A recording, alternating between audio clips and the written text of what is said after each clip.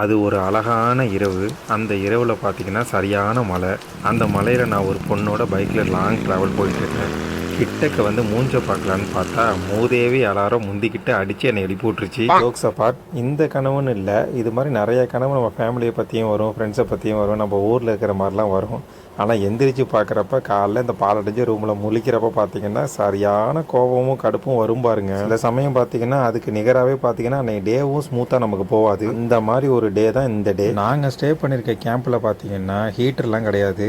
இருக்கிற கூலிங் தண்ணியில் அப்படியே குளிச்சுட்டு வர வேண்டியது தான். இப்போ நீங்கள் பார்த்துக்கிட்டு இருக்க இந்த இடம் பார்த்தீங்கன்னா எய்த்த வீட்டிலேருந்து மோட்டர் டெய்லி ரொம்ப இந்த இடம் பெரிய குளமாகவே கிடக்கும். இப்போ கொஞ்சம் கம்மியாக இருக்குது. இதை விட அதிகமாக இருக்கும் தண்ணி. இதை கடந்து தான் எங்கள் ஒர்க்கர்ஸ்லாம் இந்த ஆஃபீஸுக்கு போகணும். ஓமனை பொறுத்தவரையும் இப்போ தான் வின்டர் சீசன் ஸ்டார்ட் ஆகிருக்கிறதுனால நிறைய இடத்துல பார்த்தீங்கன்னா பனிமூட்டமாக இருக்குது. அதுக்கப்புறம் தான் தெரியுது அது டஸ்டி ஏறான், தூசி காற்று தான் வீசிக்கிட்டு இருக்கு. இப்போதைக்கு வெளியில் போகிறவங்க கட்டாயம் மாஸ்க்கை போட்டு போகிறது நல்லது. இவ்வளவு ரணகலத்துலேயும் ஒரு கிளுகிழுப்பாக பார்த்தீங்கன்னா நம்ம ஃபாலோவர்ஸ் ஒருத்தவர் நம்ம ஃப்ரெண்டு அவர் கேம்புக்கு போயிருந்தோம். கேம்ப்பு சும்மா சொல்லக்கூடாது, செம்மையாகவே இருந்துச்சு. நல்லா நீட்டாக மெயின்டைன் பண்ணி வச்சுருந்தாங்க. எங்கே பார்த்தாலும் செடி கொடி மரம் தான், பச்சை பச்சைன்னு இருந்துச்சு. ரொம்ப ஊர் ஞாபகம் வந்துச்சு எனக்கு. இந்த கேம்புக்குள்ளே பார்த்தீங்கன்னா ஹோட்டலு, ப்ளே ஏரியா, பேங்க்கு, மணி டிரான்ஸ்ஃபர் முதற்கொண்டு எல்லாமே இங்கேயே இருக்குது. இவங்க வெளியில் போகிறதுக்கு அவசியமே இருக்காது போல இருக்குது. இந்த வெளிநாடை பொறுத்தவரையும் பார்த்தீங்கன்னா என்னோட வேலை பெஸ்ட்டு, என்னோட வேலை ஒஸ்ட்டுன்னு சொல்லிட்டு யாரும் சொல்ல முடியாது. எல்லார் வேலையிலையும் ஒவ்வொரு கஷ்டம் இருந்துகிட்டு தான் இருக்குது.